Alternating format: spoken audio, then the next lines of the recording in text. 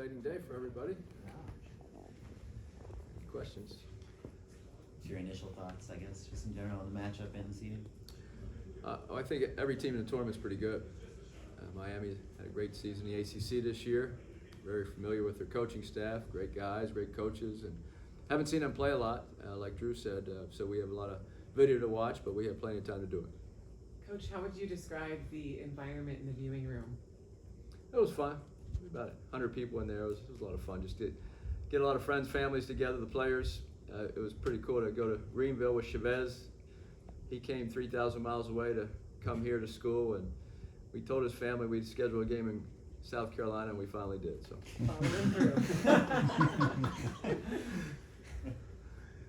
Andy, I know you talked in general all season about kind of defending your resume heading into the tournament. Do you feel like the 7 seed was where you'd expected? Or? Well, I think the nice thing is we're in the tournament. We have 26 wins. We won a lot of close games this year.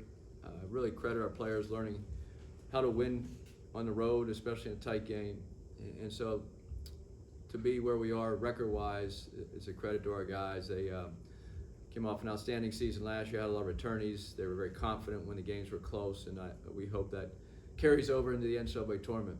And I think obviously the top of our league was really good. You saw the Arizona UCLA championship game. We played them both, UCLA 3 times, Arizona twice. So we're not really concerned about the seeding because we have no control over that. I'm just really happy about the progress of our team and where we are right now, and it's a credit to our players. They did a terrific job this season. What feels similar or different to going in as a 6 seed last year, 7 seed this year? I don't think there's a big difference. It's probably, I think the 8-9 game may be the toughest seed, but the 7-6, it's you play good teams no matter who. The tournament has everybody across the board, and they're there for a reason. I think whether we play Miami and if we're fortunate enough to win that, another good team comes. So I think last year we played the winner of the Drake-Wichita game, and I had Kansas in the second round, and so I think once you get to the tournament, you have to play your best basketball and go compete. What's your relationship with Coach Larinaghi? Oh, Coach L is a Hall of Famer. He's been around the game a long time, won a lot of games, been very successful wherever he's been. It was great to see him and George Mason, because I had a similar situation at Florida Gulf Coast, taking a smaller school, mid-major school, into the NCAA tournament, winning a few games. He went to the Final Four, and then had a great career at Miami. And other assistant coaches I know very well, and so it'll be a very friendly game before the game, and hopefully our guys will be ready to play. But Coach L has done a terrific job, and he's been doing it a long time. Andy, is there anything that you learned from last year, the run that you had getting ready, that'll help you this year? Well, I think, Rich, try to give these guys confidence, build them up. They've heard our voices a lot this year. It's a long season, but this is an exciting time of the year. You throw the records out the window, doesn't matter what conference you play in, and the NCAA tournament's about players.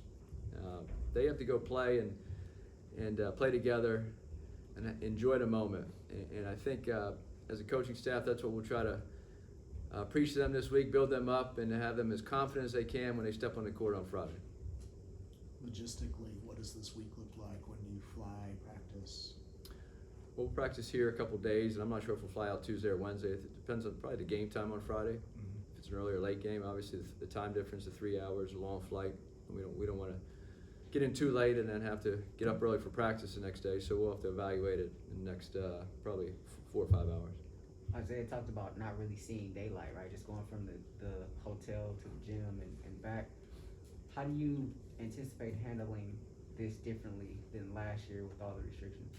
Well, the bubble was a very unique experience. We were in a hotel 21 straight days. If you count our Pac-12 tournament, because we did not come home here, and we flew right to Indianapolis. We're in the bubble.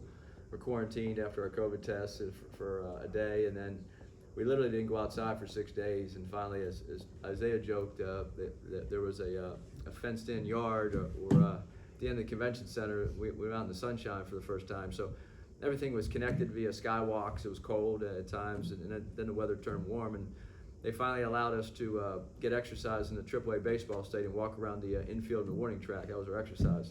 So it was, the nice thing is we kept winning, and so we stayed longer. But this will be a much more normal March Madness experience, especially if you win your first game, you have a day off between the games and spend some time with fans and family before. And obviously when you lose, it's tough because then they put you on the next flight out and you can fly out at 3 in the morning. But I think this will be a much more normal March Madness experience. I'm excited for our players because last year they didn't experience that. And the year before, COVID canceled our postseason, which we would have been in the tournament that year as well. So the guys that are juniors now, Isaiah, Max, and Ethan, this will be their first real March Madness as far as getting the full family fan experience. You mentioned building confidence. Where do you feel like the team's confidence is now kind of heading into the tournament, especially when you lose 3 of 4 finish? Well, I think if you look at the 3 teams we lost to, UCLA twice and Arizona, they're 2 of the best teams in the country. UCLA was ranked 2nd or 3rd preseason. Arizona's 2nd right now, and so I think we understand that when we beat UCLA here, we did certain things. Obviously, we had home court advantage, and then we lost a very close game last Saturday at Poly Pavilion, and Arizona up there. So we had the lead late in the game, and so I think when you go into a tournament, you have to take those experiences with you. Losing 3 out of 4, it's you hate to do that at the end of the year, but you also have to look at the teams you're playing, and they beat us. We didn't play that great offensively Friday night against UCLA. Our defense was fine. Our offense missed a lot of shots and had a low assist total. So I think confidence-wise, we'll be very confident because I think we'll spend the next 3 or 4 days learning from those big games we've played, and of course we won a lot of big games and close games. So I think tournaments, as I said, it's all about players. At tournament, we'll prepare them, give them the confidence, and then they go have the time of their life. It's March Madness. We've talked a lot about experience from last year. In what way do you think it really transfers over and really benefits these guys once you get to this week? Well, I've said all season that the reason we have 26 wins is because these guys have big game experience. We've won 13 road games, or away. I think 9 or 10 road games and 1 neutral.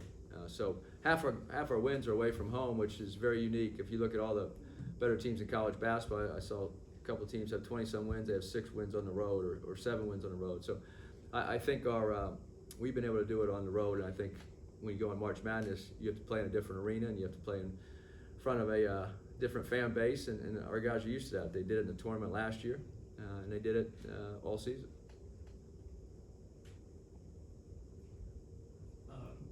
Isaiah White, is he going to be able to play this week, or do you know yet?